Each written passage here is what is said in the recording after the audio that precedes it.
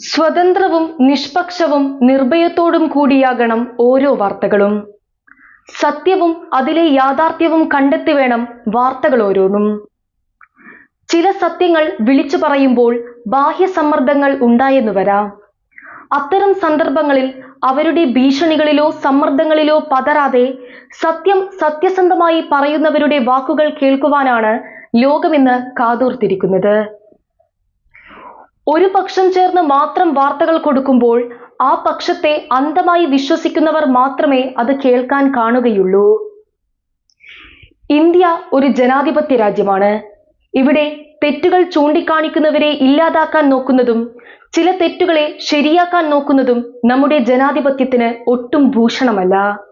സൂര്യകിരണം വാർത്തകളിൽ നമ്മുടെ രാജ്യത്തെ ചെറുതും വലുതുമായ വാർത്തകൾക്കും രാഷ്ട്രീയ വാർത്തകൾക്കും തുല്യ പ്രാധാന്യം കൊടുത്താണ് വാർത്തകൾ തയ്യാറാക്കുന്നത്.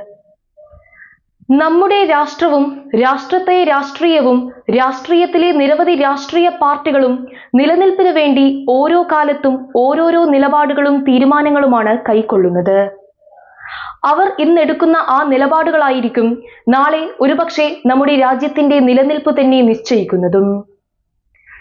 ചരിത്രത്താളുകളിൽ തുന്നിച്ചേർക്കേണ്ട അത്തരം നിലപാടുകളും തീരുമാനങ്ങളും നമ്മുടെ വരും തലമുറകൾക്ക് പഠിക്കുവാനുള്ള ചരിത്ര വിഷയം കൂടിയാണെന്ന ഉത്തമ ബോധ്യത്തിലാണ് സൂര്യകിരണം വാർത്തകളിൽ രാഷ്ട്രീയ വാർത്തകൾക്ക് കൂടുതൽ പ്രാധാന്യം നൽകുന്നത്.